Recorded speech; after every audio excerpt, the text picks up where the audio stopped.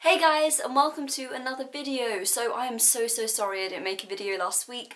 I have just been absolutely swamped at school with a whole bunch of different things, and so making a video wasn't exactly a priority, shall we say. However, I am back, and today's video is going to be some advice for Year 12s who want to go into medicine. Now at our school we have a medical society, or MedSoc, and so we were talking, a few people in Year 13, a couple of my friends were talking to some of the Year 12s, and we were basically, they were asking us a whole bunch of different questions, and we were just giving them loads and loads of advice. And actually I thought, I feel like this advice is probably good for lots of you guys, because I know I get lots of messages being like, I'm Year 12, what would you recommend for this? Or what do you really think I should be doing? Or how do I get this? All these kinds of things. And so I thought it would be good to do a whole little video for you guys. So number one, really important, do not worry if you're not like super duper keen and really passionate about medicine in Year 12, at the beginning of Year 12. I know at least I wasn't like super, oh I want to do this so much and this is the most amazing thing in the world. That wasn't me in Year 12. The beginning of Year 12 was me being like, I think I want to do medicine, it seems really interesting, that kind of thing.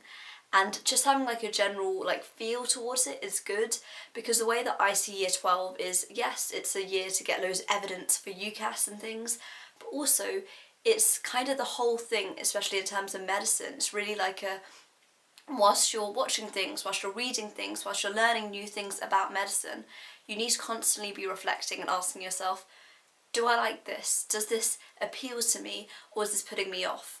And I'm not gonna lie there, it's impossible to say that you are in love with every single aspect of medicine. I don't think that's realistic. Like, for example, for me, I find the long working hours, it's not the most appealing thing in the world. However, I think if you have like a net feeling, or like an overall feeling of positive, actually I really want to do this, that's good. So that's really important, I think, during Year 12.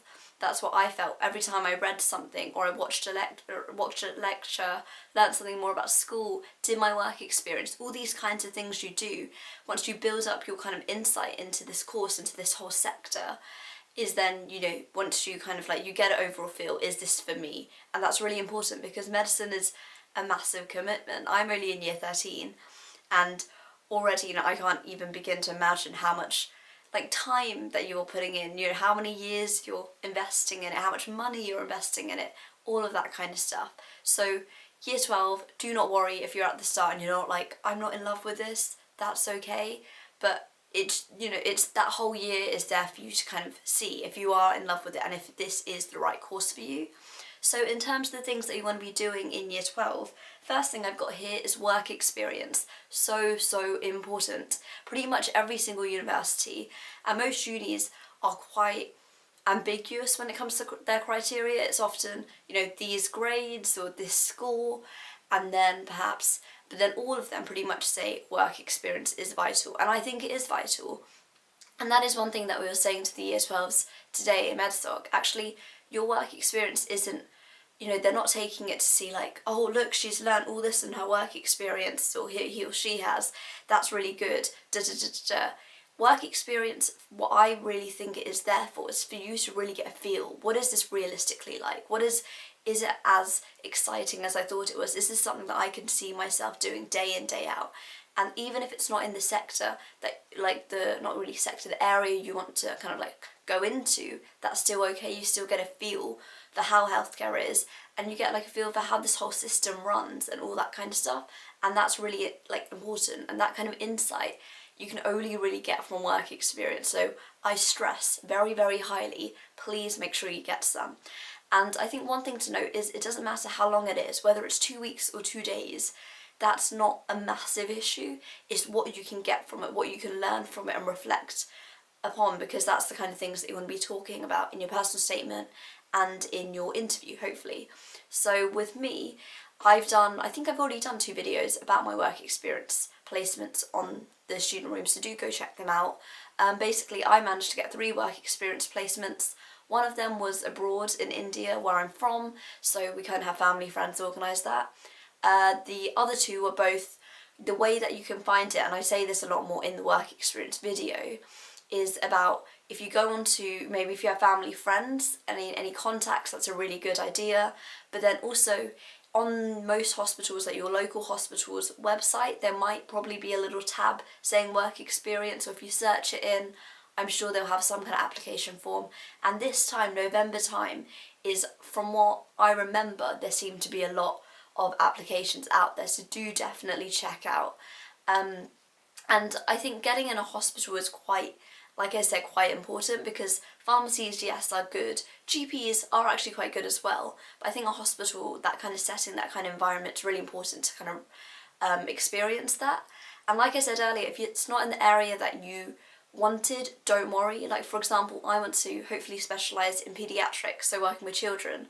And I wrote that down on every single application and I never got it, which, to be fair, is expected, because paediatrics, most hospitals like 18-year-olds and plus to be working with children.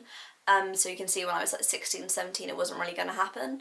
But I did get, I got renal transplant in one hospital, and I got nutrition and dietetics. So two completely different areas, but I absolutely loved it and I learned so much. So like I said, please do not be disheartened. If it's not the area you desperately wanted, you can still learn so much from it.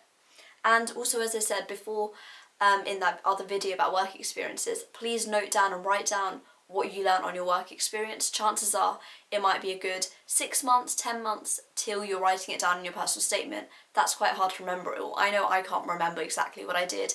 Luckily, I have it all written up, so definitely write that down. My other thing I have here is further reading. This is really good because it shows, once again, you get that insight and you shows that you have a real passion for it. I think learning things off syllabus at school is like, cool, yeah, sure, everyone needs to do that, but doing something extra and doing that bit of reading around, and that can be around medicine in general or a specific area that really interests you. Now, I would say there's loads and loads of books out there. If you literally just type on Google, books to read for medicine or medicine reading lists, so much out there. If you want to know what I read Hippocratic Oath by Raymond Tallis, which is the most obscure book in the world. In all honesty, I chose it because my sister bought it a couple of years ago when she thought she was going to medicine. She really didn't like medicine and went, no way.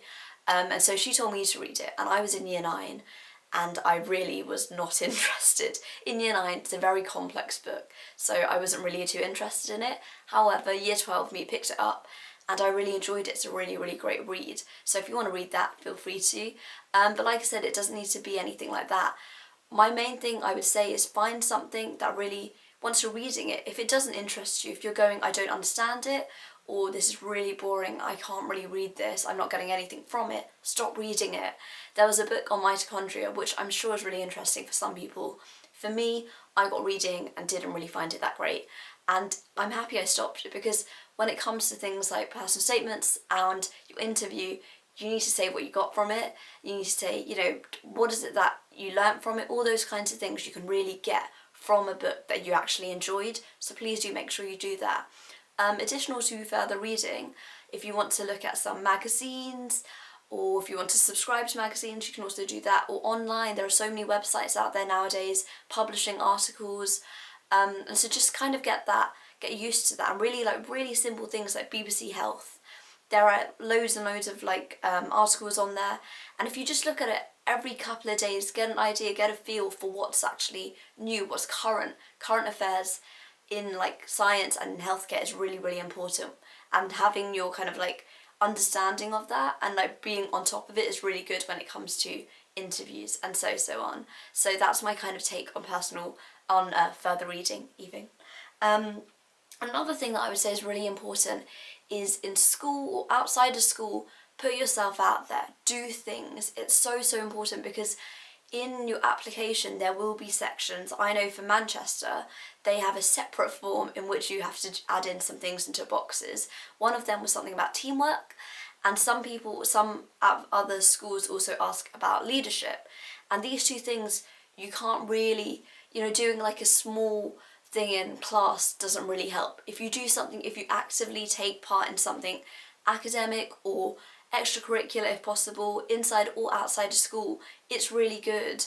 And so I really do urge you guys to go out and do other things. Obviously academics are so important and those grades are crucial, but also, adding a bit more like personal development and character to yourself is so important. That's what they want to see. They don't want to just see you as some bland person who just, you know, just studies all the time. They want to see someone who can talk to people, can, you know, solve problems, all these kinds of things that come with putting yourself in those kind of situations. So definitely do those kinds of things. For me, I choreographed and organised a big old dance with about 15 people for a school fashion and talent show, which is like a charity event in year 12. So I spoke about that in my personal statement. I also am like an e-safety ambassador. I spoke about that. And so yeah, a whole bunch of different kind of things that you can talk about. So make sure you do get involved in things inside and outside of school, even if it's not directly linked to medicine. I'm sure you can somehow kind of like bring it in and talk about the skills that you've used. A little extra point is, I've said loads and loads of times, lectures are really important, courses are really important. These things are the extra bonus bits that shows I'm really interested in this. I've went, you know, above and beyond to learn more about this. And so if you are in London, I've said before, King's College London do the best lectures ever. They're really, really interesting. They kind of go on, I think it's like every single Monday, different topics. Brilliant for year 12s, completely free. I suppose the only issue is, yes, it is in London, so you need to make your way up there.